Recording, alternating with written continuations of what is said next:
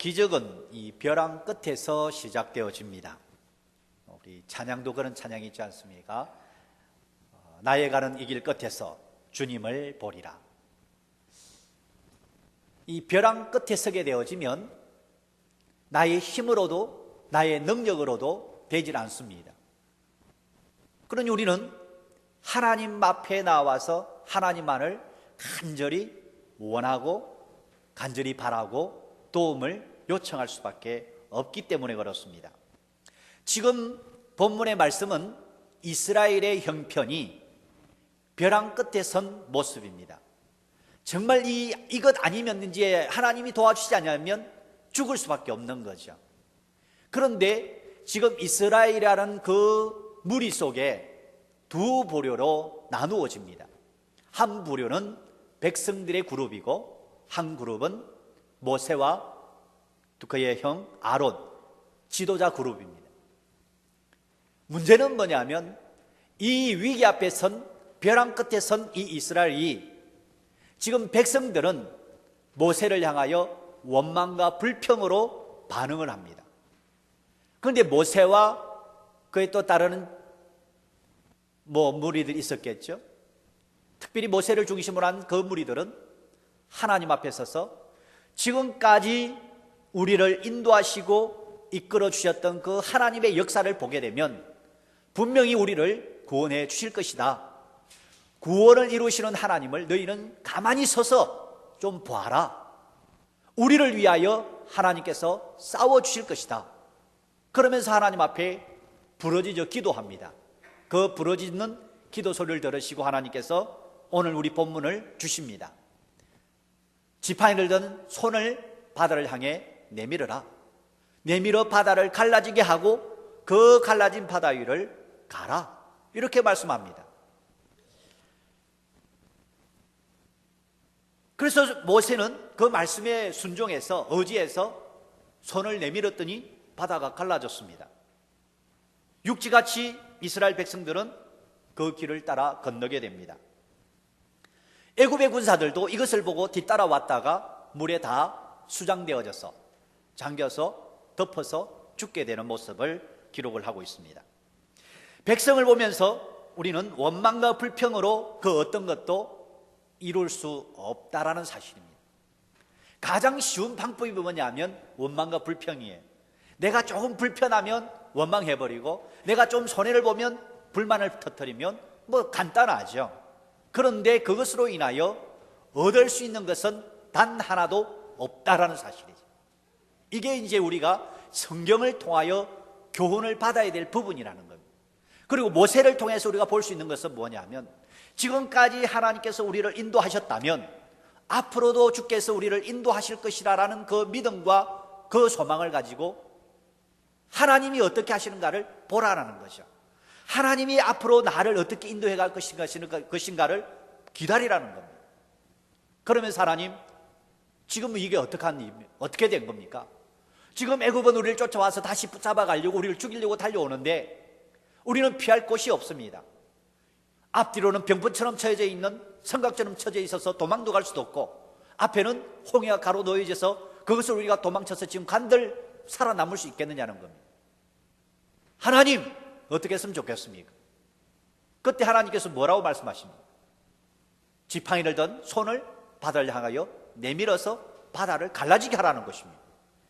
여러분, 이게 바다가 갈라진다? 진도 앞바다에 1년에 한 번씩 이렇게 이게 바닷물이 갈라지는 게 있죠. 그죠? 그래서 모세의 기적 그러면서 많은 관광객들이 이제 드나든다고 그럽니다. 어떤 사람은 그 갈대밭이기 때문에 아마 늪 사이로 아마 지나갔을 거다 이런 얘기도 합니다. 그런데 성경은 그렇게 말하지 않습니다. 손을 내밀어서 바다가 갈라지게 하고 그 바다 길로 벽이 생긴 그 사이 길로 이스라엘 백성들이 지나갔다라는 거죠. 이것은 인간의 상상, 인간의 어떤 합리적인 생각, 이게 아니라는 거죠. 하나님의 기적의 역사가 인간의 어떤 이성에 합당하고 이성에 맞는 것이라면 그건 기적이 아니죠. 하나님의 기적의 역사는 우리 뻔한 얘기가 아니라는 거죠. 그 뻔한 이야기를 넘어서서 인간이 도저히 상상할 수 없는 길로 이끌어 가신다. 이게 하나님의 기적이라는 겁니다. 모세는 이것을 믿었다라는 사실이죠. 모세는 정말 하나님의 능력을 보는 영적인 안목과 기도와 지도력을 갖춘 정말 위대한 지도자입니다. 그래서 후세 역사학자들은 뭐라고 말을 하냐면 모세는 지구상에서 전무후무한 지도자다라고 이야기를 합니다. 200만이 넘는 엄청난 그 숫자를, 요즘이 200만은 뭐 숫자가 아니잖아요. 수억의 인구들이 살았을 때. 그때 당시의 인구는 그렇게 많지 않았던 시대 아닙니까? 그 200만이라는 데는 엄청난 숫자의 백성들을 이끌고 40년 동안 광야 생활을 이끌었다. 여러분, 광야길은 한 며칠만 걸어도 못 걷습니다. 그런데 그 40년 동안을 이끌어 왔다라고 하는 것은 이 모세의 지도력을 이스라엘 백성들이 인정했다 하는 것입니다. 따랐다라는 거죠. 놀라운 일입니다. 그런데 이 놀라운 사건 앞에서 예수님이 뭐라고 말씀하시냐면 여자가 낳은 자 중에서 세례 요한보다도 큰 자가 없다라고 말합니다. 여인이 낳은 자 중에서 세례 요한이 가장 큰 자라고 이야기합니다. 다시 말해서 세례 요한이 모세보다 더 큰 자라는 거예요. 세례 요한이 한 게 뭐예요? 뭘 했습니까? 세례 요한은 예수님이 오시는, 메시아가 오시는 길을 평탄케 하고 주의 길을 예비한 사람입니다. 지금까지 다시 말해서 세례 요한은 구약의 마지막 선지자입니다. 예수님이 오시는 길을 예비한 사람입니다. 예수님의 오심을 보았습니다. 만났어요. 그러므로 지금까지 어느 누구도 메시아에 대하여 예언은 했지만 만나본 사람은 아무도 없어요. 그러니 세례 요한이 큰 자라는 거죠. 세례 요한은 구약의 인물 중에서 세례 요한보다도 큰 자가 아무도 없습니다. 예수님 그렇게 말씀하죠. 그런데 더 놀라운 게 뭐냐면 천국에서는 세례 요한보다도 너희가 더 큰 자라고 이야기합니다. 무슨 얘기죠? 예수를 구주로 영접하고 예수 그리스도 안에서 하나님의 귀한 사명을 감당하는 사람들이 모세보다도 세례 요한보다도 더 큰 자라고 일컫습니다. 누가? 오늘날 이 시대에 예수 그리스도를 믿고 따르는 저와 여러분들이 모세보다도 더 큰 자라고 말을 한다는 겁니다. 여러분, 모세보다 더 큰 자입니까? 아이고, 말도 마십시오. 어린 만부리지도 없습니다. 말도 안 되는 소리 하지 마십시오. 저와 여러분들은 그렇게 생각한다는 거죠. 지금 모세가 어떤 사람입니까? 40년 동안 지금 바로 그 엄청난 권력자 바로 앞에서 당당하게 이스라엘 백성들을 이끌어내고 하나님의 백성을 이끌고 40년 동안 이 광야를 이끌어서 가나안 땅까지 이끌게 되는 전무후무한 위대한 지도자, 김일성 수령 동지가 아니라 모세 동지라는 거예요. 이 모세가, 그런 모세가 우리보다 작다? 이게 도대체 이해가 되어집니까? 이건 저 말이 아니잖아요. 예수님이 하신 말씀이에요.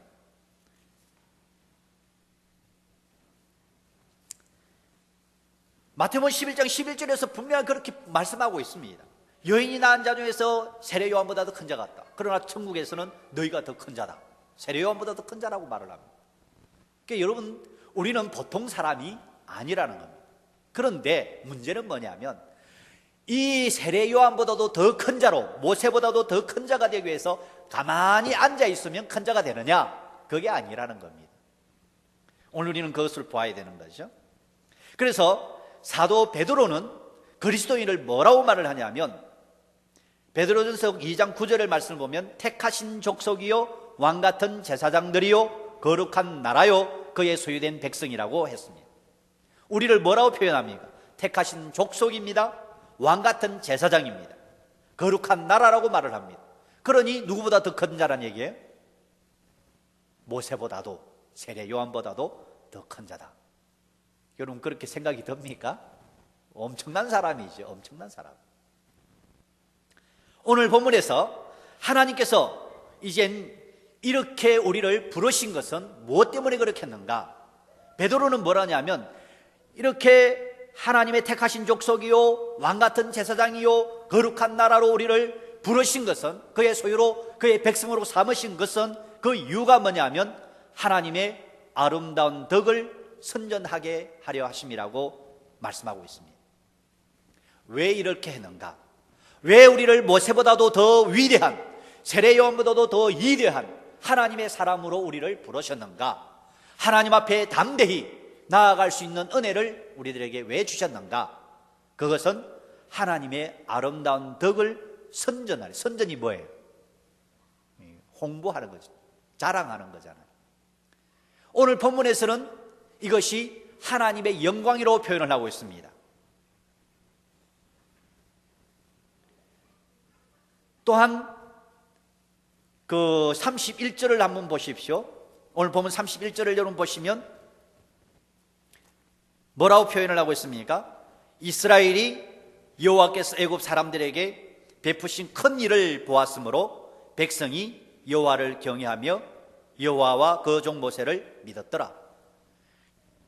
종국에 하나님께서는 이 백성들로 하여금 영광을 받으시기를 원하신다는 사실입니다. 그리고 오늘 본문 17절 18절 말씀도 마찬가지입니다. 17절 18절의 말씀을 보면 내가 애굽 사람들의 마음을 강팍게 할 것인즉 그들이 그 뒤를 따라 들어갈 것이라. 내가 바로와 그 모든 군대와 그 병거와 마병을 인하여 영광을 얻으리니, 영광을 얻으리라고 했어요. 그리고 내가 바로와 그 병거와 마병으로 인하여 영광을 얻을 때에야 애굽 사람들이 나를 누구인 줄 알리라? 여호와인 줄 알리라. 하나님의 놀라운 기적들과 하나님의 놀라운 구원의 역사는 결국은 하나님께서 영광을 받으시고 여호와 하나님만이 참 하나님이시라는 사실을 온 세계 만방에 나타내 보이시기를 원하시는 하나님의 뜻이 여기에 담겨져 있다 하는 것을 볼 수 있습니다. 그래서 이것을 위하여 저와 여러분들을 모세보다도 또 세례 요한보다도 더 큰 자로 부르셨다는 사실입니다. 이 큰 자로 부르셨는데 여기에서 주저앉아 버리면 결코 우리는 큰 자가 될 수 없음을 기억해야 됩니다. 그래서 오늘 본문에서는 하나님께서 영광을 얻으시려고 하심과 여호와인 줄 알게 하심이라고 분명하게 선포하시면서 여호와가 참 하나님이심을 아는 것과 그 여호와 하나님께 영광을 돌리는 것이 아름다운 덕이라는 것을 우리에게 가르쳐주고 있습니다. 이것을 전하기 위해서 우리를 부르셨다. 하나님이 참 하나님이시오, 우리의 구원의 하나님이시오, 우리를 인도하시는 하나님, 우리의 생명의 주가 되시는 하나님이시오, 우리에게 놀라운 은혜와 복을 주시는 하나님이시라는 것을 내만 알고 있는 것이 아니라 이것을 전하도록 하기 위하여 부르셨다 하는 것입니다. 이렇게 장구하게 이야기하는 게 뭡니까? 간단하게 말을 하면 예수 그리스도의 복음을 전파하는 사람이 위대한 사람이다. 다시 말해서 전도하는 사람이 위대한 인생이다, 그 얘기예요. 누가 위대한 인생입니까? 예수 그리스도가 우리의 구주 되심을 증거하는 사람, 복음을 전하는 사람이 가장 위대한 인생인데 누구보다 더 큰? 세례 요한보다도 모세보다도 더 위대한 인생이다 하는 것입니다. 이 놀라운 사실을 오늘 우리들에게 주고 있습니다. 그럼 어떻게 하나님의 아름다운 그 덕을 선전하게 될 것인가? 오늘 여러분 특별히 본문을 읽으면서 딱 한 번 읽고 본문 내용을 다 이해하면 천재들이죠. 그죠? 본문 다 이해하셨어요? 천재들이죠. 우리 천재들이 모인 우리 페어필드 한인교회. 그럼 딱 한 번 읽고, 그런데 여러분 읽으면서 반복되는 게 나옵니다. 반복되는 용어, 구절, 단어. 그래서 여러분 그 글을 읽을 때는 항상 뭐냐 하면 반복되는 게 강조하는 것이잖아요. 그래서 반복되어져 나오는 것은 항상 주의 깊게 봐야 됩니다. 국어 시험을 잘 보려면 내용 파악, 그래 현대문이 여러분 쉽지 않습니다. 영어가 그냥 영어 뭐 잘한다고 영어 그 영문 파악을 잘하는 건 아니에요. 이해력이 있어야 돼요. 이해력이 있으려면 책을 많이 읽어야 돼요. 책을 많이 읽어야 앞뒤 전부 이렇게 전후 문맥을 흐름을 알거든요. 문제는 중요한 것은 반복된다. 그래서 옥 목사가 여러분 설교를 반복하게 되어지면 목사님 재탕하네, 삼탕하네, 그게 아니고 이것은 강조하시는구나 라고 이해를 해야 돼요. 목사가 게을러가지고 설교 준비도 안 해서 지난주 했던 거 또 하고 있다, 그런 얘기하면 안 되는 거예요. 반복하면 뭐라고요? 아, 목사님이 이건 중요하기 때문에 반복하시는구나, 이렇게 해야 되는 거죠. 그래서 이해를 잘해야 되는 거죠. 성경도 반복을 하고 있잖아요. 어떤 반복을 하고 있습니까? 내 손을 내밀어 바다를 갈라지게 하라는 거예요. 손을 내밀라는 거예요. 이게 여러분 이 오늘 본문 속에 4번이나 나옵니다. 손을 내밀어라, 내 손을 내밀어라. 자, 한번 손을 이렇게 내밀어 보십시오. 한번 내밀어 봐요. 내밀어 보면 바다가 갈라질 거예요. 그런데 이게 이제 여러분 속에 내 손을 내밀었는데 바다가 갈라질 것 같아요? 안 갈라질 것 같아요? 안 갈라지지. 그게 여러분의 믿음이에요. 이게 나의 믿음이죠. 우리는 내밀라 그러면 안 될 거야, 그게 우리 벌써 갖고 있죠. 안 되죠. 그럼 뭐 도저히. 그래서 어떤 이제 분이 베드로가 물 위를 걸었다고 그러니까 나도 물 위를 한번 걸어봤으면 좋겠다고, 그래가지고 열심히 뛰어 들어갔대요. 들어가는 쪽쪽 다 빠져가지고 이게 이상하다, 나는 믿음 갖고 들어갔는데 왜 물을 못 거냐, 이런. 그래서 예수님 앞에 기도했대. 예수님, 왜 나는 물에 안 뜹니까? 이랬더니 내가 언제 너보고 뛰어오라 그랬냐? 그래. 그렇게 대답하시더라고요. 그런데 우리는 이해가 안 되죠. 네 손을 내밀어라, 바다가 갈라진다?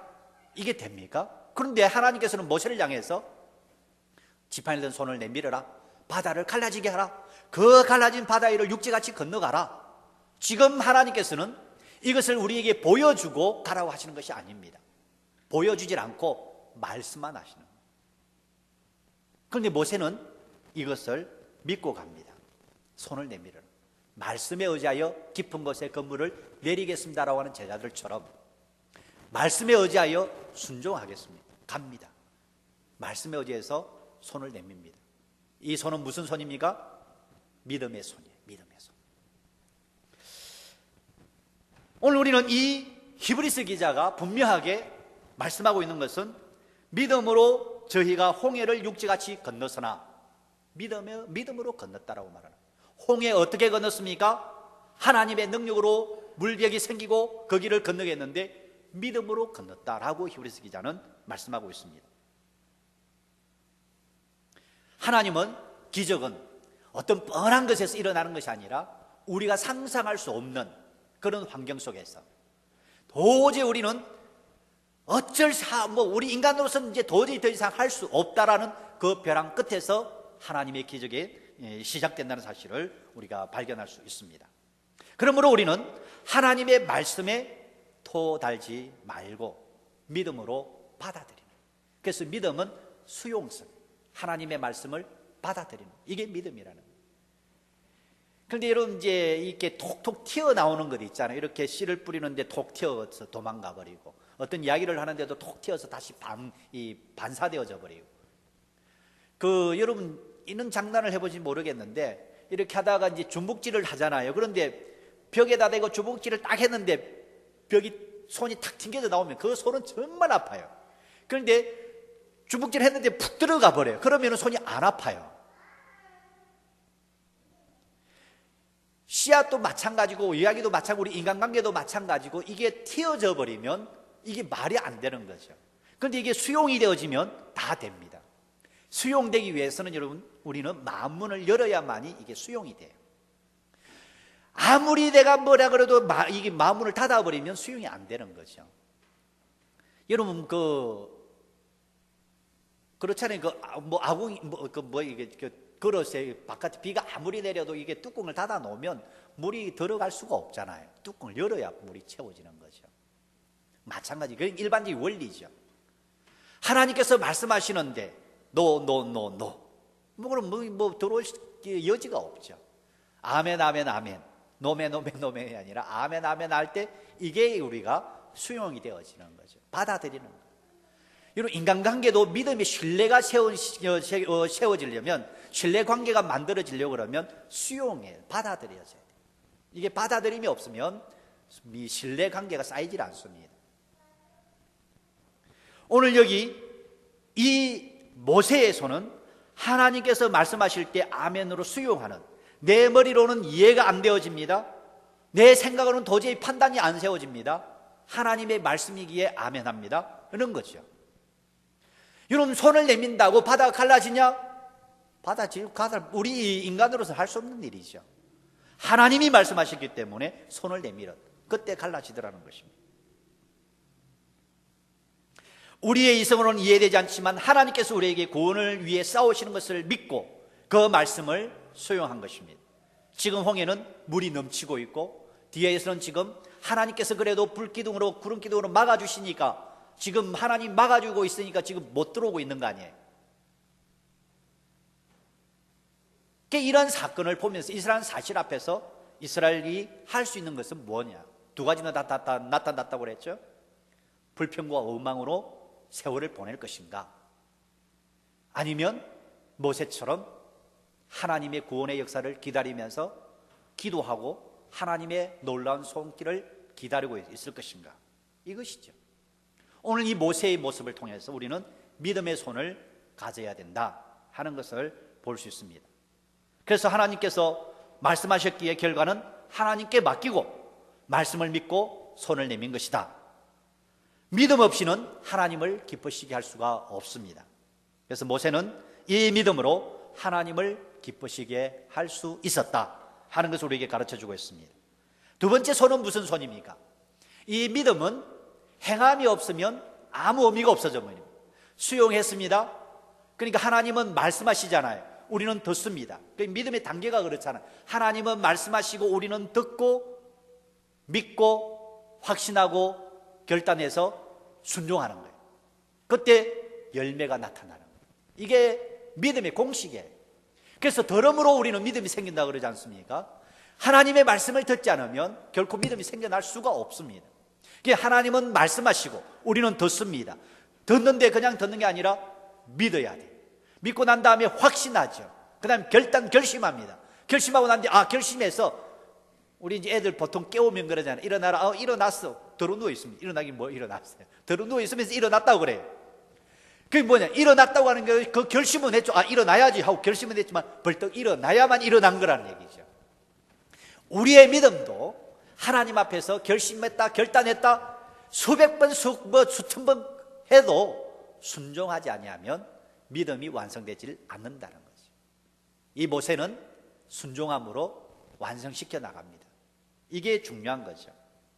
모세의 손은 바로 순종의 손이었다. 모세는 바로 이러한 과정을 거치면서 순종의 손을 내밈으로 말미암아 바다가 갈라지게 됩니다. 바다가 갈라졌다는 게 무슨 말이에요? 우리 쉽게 말하면 인생의 문제가 해결됨이라는 것이죠. 이거 우리가 순종하면 인생의 문제가 해결됩니다. 창세기 22장을 보게 되면 하나님께서 이제 어느 날 아브라함에게 100살에 얻은 이삭을 바치라고. 참 우리 하나님 좋으신 하나님이죠. 저와 여러분들에게 자식을 바치라고 하지 않았습니다. 이 자식 바치라고 하면 제일 큰 문제가 자식이 아니에요. 이걸 바치라면 예수 믿을 사람 좀 가야 되지 않을까? 내가 뭐 나를 바치라고 바치게 했을 때 자식을 바치라고 하는데 우리 박 집사님은 아들이 이제 자기가 4명 됐는데 4명 중에 1명 바치라고 해서 바칠 자리 있을 것 같아요. 제 집안 형제는 9명인데 부가명인데 어느 하나도 누구 집에 양자를 안 보냈어요. 그 가난해 지금 다 키웠어요. 왜 그래? 10손가락 깨고도 안 아픈 손가락이 안 아픈 손가락을 계세요. 이 아들 바치라고 그것도 100살 때 얻었다. 여러분 100살 때 얻은 아들을 다시 하나님이 바치라고 그런다 그러면 이건 참 쉽지 않죠. 그런데 아브라함은 좀 미쳤죠. 바치로 올라가는 거 아니에요. 미쳐도 잘 미치지. 그 아브라함에게는 어떤 믿음이 있었습니까? 100살 때 아들을 얻었다는 얘기는 무슨 말이에요? 아들을 낳을 수 없는 상황에서 경수가 끝났다는 말은 여성이 생리가 끝났다. 다시 배란이 안 되고 자녀를 생산할 수 없음 할머니예요. 그런데 아들을 낳았다. 뭐 이거는 보통이 아니죠. 다시 말해 죽었던 몸에서 아들이 태어났다고 그러면 죽은 자를 살리시는 것. 내가 하나님 앞에 이삭을 바친다고 해서 이삭이 죽을 것인가? 그렇지 않다는 것을 누가 알아요? 이 아브라함이 알죠. 그래서 하나님께서 분명한 하나님 이 말씀을 하실 때는 우리 인간으로서는 윤리적으로 도덕적으로 이해 안 되는 부분이고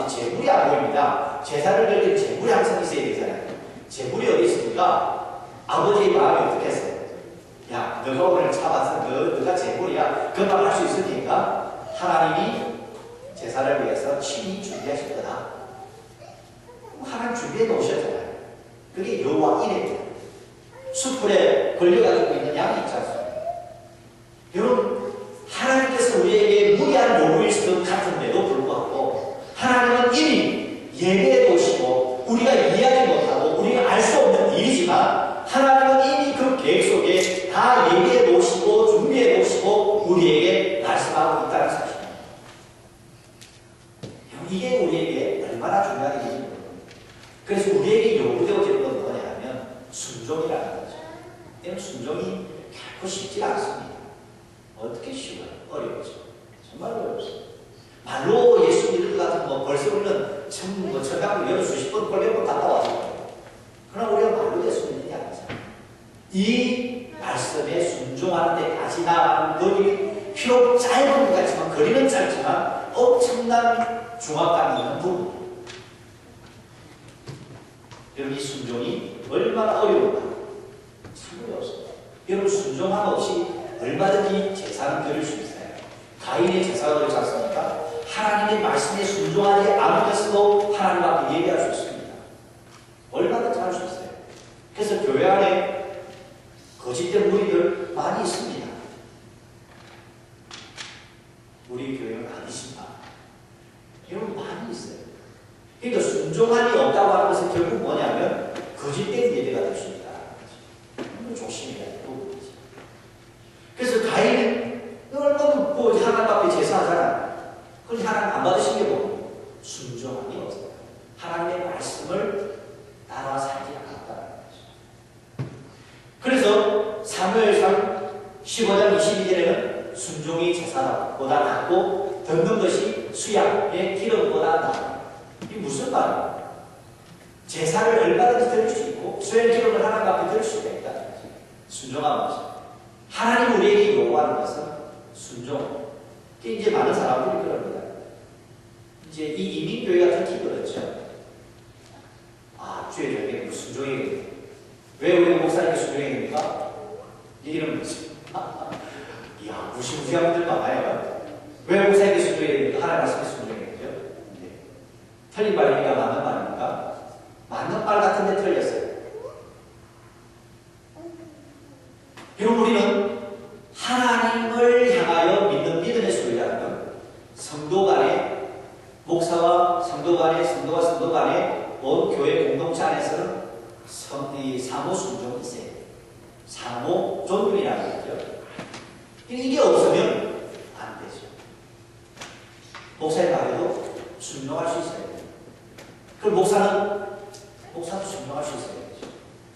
이게 안 되면 여러분, 하나님을 믿는 사람들은 특별히 이 순종의 모습, 특별히 말씀의 건강, 우리의 순종함은 우리에게 꼭 필요한 부분이라는 것을 기억해야 됩니다.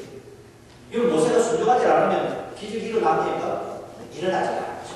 아무리 믿음으로 나아갔다, 믿음은 행함이 없는 믿음은 죽은 것이라고 말하는 야고보 사도의 마음을 여러분 이해됩니까? 사도 바울은 믿음으로 말미암아 구원을 받는다고 말을 합니다. 믿음으로 구원을 받고 하나님 나라의 백성이 되었습니다. 그런데 행함이 없는 믿음은 죽은 것이라고 말하는 그것은 결국은 행함이 있을 때 그 믿음이 되는 거라는 말이죠. 그런데 사단은 이제 과장을 이렇게 위장해가지고 우리에게 들어오죠. 여러분, 거기에 우리는 속아서는 안 한다. 그리고 이 모세의 손은 구원의 손입니다. 내밀어서 갈라져서 건너가서 구원의 역사가 일어납니다. 이건 참 놀라운 일이죠. 생명을 살리는 손이 되는 겁니다. 저와 여러분의 손이 생명을 살리는 손. 이 손이라고 하는 것은 여러분 참 많은 의미를 갖고 있습니다. 수고했다, 손이 고생했다는 의미입니다. 수고했습니다, 손이 고생했다. 수당, 여러분 일하고 하는데 월급을 받고 수당을 받았다는 거잖아. 수고한 당당한 대가를 받는 그 정당한 대가. 이게 수당입니다. 손으로 일한 대가를 받는 수당입니다. 이게 숫자가 들어가는 게 많이 있죠. 손이 들어가요. 특별히 우리 사람 구실을 할 수 있는 것은 손을 사용하는 건 아니에요. 말을 사용해서 손을 사용하는 거예요. 이게 뭐 대단한 거죠. 그런데 이 손이 구원의 손, 생명을 살리는 손, 다른 사람을 위하여 헌신하는 손, 구제하는 손, 이 손이 돼야 되는데 괴롭히는 손, 도둑질하는 손, 강도질하는 손, 죽이는 손, 뭐 말도 마찬가지죠. 그렇게 써야 된다면 이것은 옳은 일이 아니다 하는 것을 우리가 보게 되죠. 여러분, 기적, 표적, 그 고린도전서 1장 22절을 보면 유대인들은 표적을 구하고 헬라인들은 지혜를 찾는다라고 말하고 있습니다. 유대인들이 이 표적을 구한다는 말은 올자와 예수 믿는 사람들, 하나님을 믿는 사람들은 하나님이 어떻게 역사하시는가 거기에 초점을 맞추고 하나님의 역사하신 하나님의 놀라운 역사를 그것에 관심이 많습니다. 여러분 다 그렇습니까? 그래가지고 가서 이제 어떤 목사님 안수를 했더니 그냥 막 벌렁 낮아가지고 그 다음에 막 방언을 내제끼고 그 다음에 뭐 병이 아니니까 벌떡 일어나고 여기에 열망을 하는 거죠. 그래가지고 우리도 모르는 사이에 사탄이 싹 들어와서 무너뜨려요. 여러분 기적을 좋아하다 보면 이적을 자꾸 좋아하다 보면 사탄의 미혹에 빠지기가 쉽습니다. 근데 이것을 우리가 믿지 말라는 얘기가 아니에요. 하나님의 기적은 사람을 살리고 공동체를 살리고 다 살리는 데 있어요. 한때 그런 일이 있었죠. 뭐 기도하면 이를 치료하면 이거 뭡니까? 더 쉬우는 거 있잖아요. 이 썩은 이를 이제 갈아내고 더 쉬우는 거. 그게 이제 금으로 바뀐다고 한때 난리. 여러분 들어보셨습니까? 그런 사기가 어디 있어요? 여러분 그 금으로 바뀌어가고 뭐 할 거예요? 팔아다가 뭐 수목을 걸고 돈을 벌 거예요. 바뀌지도 않아요. 그런데 바뀌었다고 얘기합니다. 그런데 그게 또 조금 더 바뀐 줄 알고 가고 있어요. 그게 뭐 이렇게 안수해대가 뒤로 넘어지니까 그게 또 하나님의 놀라운 성령의 역사가 있는 줄 알고 하는데 여러분 넘어져가지고 뭐 할 거예요? 여러분 제가 그 기적을 부정하는 건 아닙니다. 그런데 거기에 열광하다 보면 사탄은 거기에 함몰되어서 본질을 잃어버립니다. 본질이 뭡니까? 왜 하나님이 홍해를 갈라놓아 하셨습니까? 기적을 나타내 보이기 위함입니까? 그게 아니에요. 이스라엘 백성들이 그 지금 죽음에 직면한 풍전자와 같은 그 위기 삶 속에서 그 갈라진 바다를 통해서 가나안을 향하여 가나안 애국의 군사로부터 구원을 받아서 생명을 보존받아서 가나안 이스라엘 백성을 구원하기 위해서 기적의 역사를 베푸신 것이지 기적을 위한 기적을 하나님이 베푸신 것이 아니다라는 거죠. 우리가 하나님 앞에 구원을 받았다고 하면 우리는 결코 기적에 대하여 너무 민감하게 반응할 필요가 전혀 없다라는 거예요.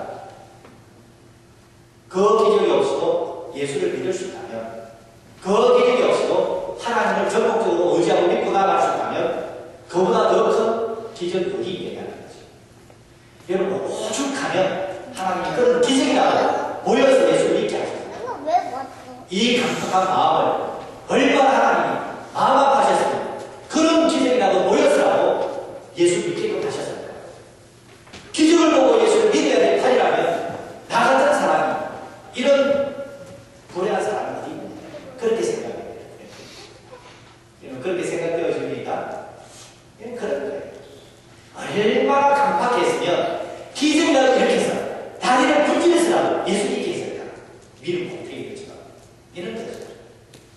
예수 그렇게 믿는 사람들은 한결같이 믿음 공평이 되고 다리를 분질다에 예수 믿을 때 그런 사람들은 뭐라고 있어요? 그냥 나 예수 잘 믿는 그 얼마나 큰 복입니다. 여러분 잘 믿을 때 예수 잘 믿는 게 얼마나 좋은 거예요. 이리 깨어지고 저리 깨어지고 정말 다 깨어져서 참 물이 어디 가서 손들 봅니다. 눈물 질질 차고 거기 예수 믿는 믿음이 있고 여러분 이게 그게 아니에요. 그럼 우리에게 때로는 기적도 필요합니다. 이 오죽한 이스라엘 백성들이 이 기적 앞에서 걸어가야 되겠어요. 여러분 그런 건 필요하죠. 필요한데 목적을 잃어버리면 안 된다. 하나님이 원하시는 바가 뜻이 무엇인가를 잃어버리면 안 된다. 그 뭐라 그랬습니까? 기적의 이유는 기적을 나타내신 그 목표는 구원이라는 거예요. 근데 여기서 우리 한 가지 잊어서는 안 됩니다. 구원이 최종 단계가 아니라는 거예요. 구원은 또 출발에 불과합니다. 구원받은 사람들은 이제부터 이게 광야의 교회입니다.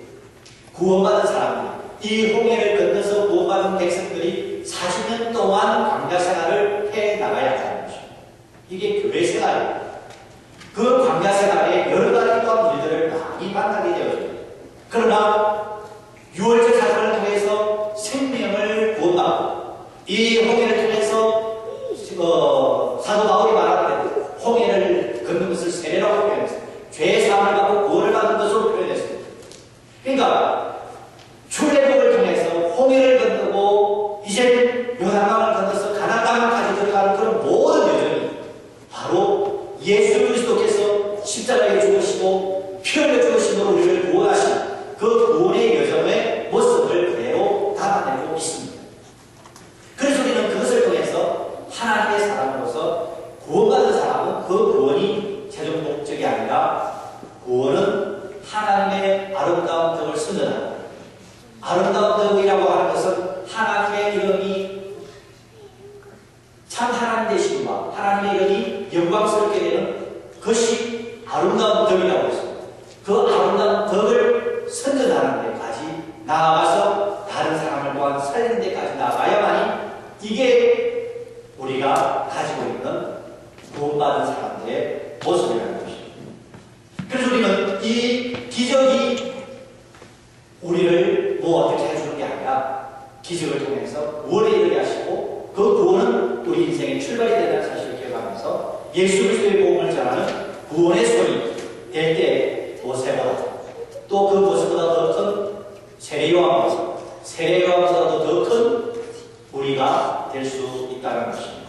그래서 우리는 이제 마지막에 하나님 앞에서 하나님의 인정과 상복과 칭찬을 받게 된다는 것입니다. 구원의 손이 될 뿐만 아니라 모세의 손은 심판의 손도 된다는 사실을 기억합니다. 이스라엘 백성들이 그 육지까지 다 건너가는 것을 보고 애국 군사들이 뒤따라오잖아요. 하나님 다 몰아넣었죠. 다시 물이 합쳐져요. 물이 그러게 물이 그 애국 군사들을 다 덮어버려요. 수장시켜요. 물에다가 장비를 다 치워버렸어요. 생매장시켜요. 그래서 어떤 사람은 이것을 보고 와 하나님 무섭다. 이런 하나님 나 안 믿어. 이렇게 잔인할 수 있냐. 당신들이 말하는 하나님은 사랑의 하나님이 아니냐. 우리가 믿는 하나님 사랑의 하나님. 그런데 여러분 사랑이라는 그 속성 속에는 하나님의 공의와 하나님의 정의가 들어가 있습니다. 여러분 하나님의 정의와 하나님의 사랑이 없는 공의가 없는 사랑은 사랑이 아니죠. 본래 인간은 하나님 앞에서 멸망받아야 될 죄인들이에요. 그런데 우리를 구원해 주신 것이 바로 하나님의 사랑이죠. 그런데 애국 사람들에게도 바로에게도 하나님의 이름을 선포하고 여호와 하나님만이 참 하나님 되심을 수없이 나타내 보여져요. 그럼에도 불구하고 그들이 마음이 더욱더 단순하게 되었어요. 해결치를 않았어요. 지금 하나님 이 세상을 향하여 지금도 하나님은 우리를 향하여 세상을 향하여 회개하기를 원하고 계십니다. 회개하고 돌아올 때 구원의 역사가 일어납니다. 그것을 이루기 위해서 예수님이 이 땅에 보내셨고 십자가 위에 못 박게 하셨고 피 흘려 죽게 하셨습니다. 그 피를 믿는 자에게 유월절 어린 양을 믿고 문설주의 피를 받았던 거짓 주님 그 죽음의 사자가 넘어가듯이 십자가에 있는 사람들을 구원해 주시겠다는 하나님의 약속입니다. 그런데 그것을 받아들이지 않는 애국과 그 군사들은 다 죽게 되었습니다. 여러분 하나님이 잔인하고 하나님이 아주 무슨 분으로서 그들을 죽인 것이 아니라 죄에 대한 정당한 심판이라는 사실입니다. 이 시에도 하나님의 심판은 분명히 있습니다. 그런데 많은 사람들이 뭐라고 이야기합니까? 자연재해다. 네가 실수한 것이다. 너가 잘못했기 때문에 인간의 실수다. 그렇게 이야기합니다. 그러니 우리는 기억해야 됩니다. 결코 우리는 가볍게 볼 수 있는 부분이 아니라는 것입니다. 하나님의 심판. 여러분 이거 우리가 무서워서가 아니라 우리는 하나님의 구원을 보장받은 사람들이며 하나님의 영광을 높이 드러내야 될 사람들이며 심판받는 사람들을 우리는 그 영혼들을 보면서 무엇을 다짐해야 됩니까? 그들에게 하나님께서 우리들에게 오늘 이 시간 손을 내밀라 라고 말씀하십니다. 그 손을 내밀라. 모세는 하나님 앞에서 도무지 이 일을 감당할 수 있는 존재가 아닙니다. 살인자로서 도망자였습니다. 미디안 강에서 40년 동안 양을 친 목자에 불과합니다. 하나님 그를 불러서 이스라엘 백성들을 구원하는 일에 사용하셨습니다.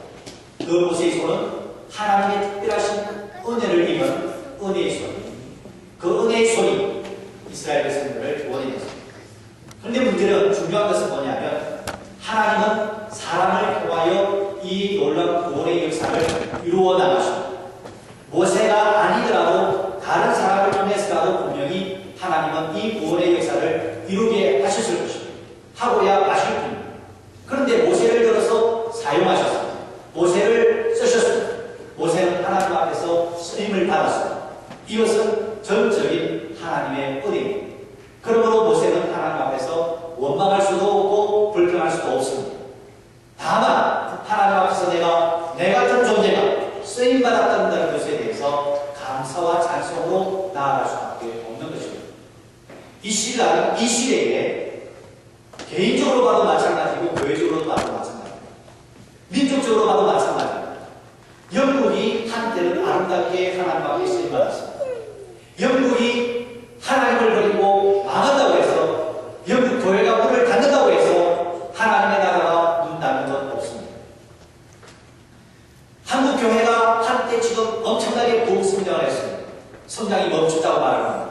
한국 교회가 문을 닫는다고 해서 하나님의 나라가 멈추질 않습니다. 폐업일도 한인교회가 문을 닫는다고 해서 하나님의 나라가 문 닫는 건 아닙니다. 개인이 하나님의 뜻을 저버리고 세상길로 간다고 해서 하나님의 나라가 망하는 건 아닙니다. 중요한 것은 내가 하나님 앞에서 쓰임 받느냐 쓰임받지 못하느냐. 여러분 하나님이 쓰시고자 할 때 하나님 앞에서 하나님께서 나를 특별히 사랑하셔서 나를 쓰시는구나. 거기에 대해서 우리는 감사하며 나아가야 합니다. 그렇지 않으면 속된 표현으로 치망스럽습니다. 여러분 내 없이도가 되나 보라. 뭐 안 될 수도 있죠. 망할 수도 있죠. 문 닫을 수도 있죠. 그러나 여러분 하나님 앞에서는 분명히 그에 대한 상당한 심판을 받아야 합니다. 그것뿐만 아니라 우리는 이 모세 하나님 앞에 도무지 쓸모없는 인생이었지만 하나님 앞에 쓰임을 받았다고 하는 것은 하나님의 특별한 은혜를 입은 손이라고. 마찬가지입니다. 홍목사도 여러분들도 집사로 권사로 장로로 부르심을 받은 것은 하나님의 특별하신 은혜라는 사실을 기억해야 됩니다. 은혜 받은 자는 감사와 찬송과 기쁨으로 승리를 밖에 없습니다. 이것은 나의 수고 세상 사람들이 또한 교회 안의 성도들이 알아주지 않아요. 하나님이 나에게 특별하신 은혜를 주셔서 감당할 수 있었다는 사실을 기억하고 십자가만 바라고 나아갈 때 하나님의 은혜와 하나님의 상급과 하나님의 칭찬이 우리 앞에 준비되어져 있습니다. 우리 눈에 보이지 않지만 하나님께서 우리에게 손을 내밀라고 말씀하십니다.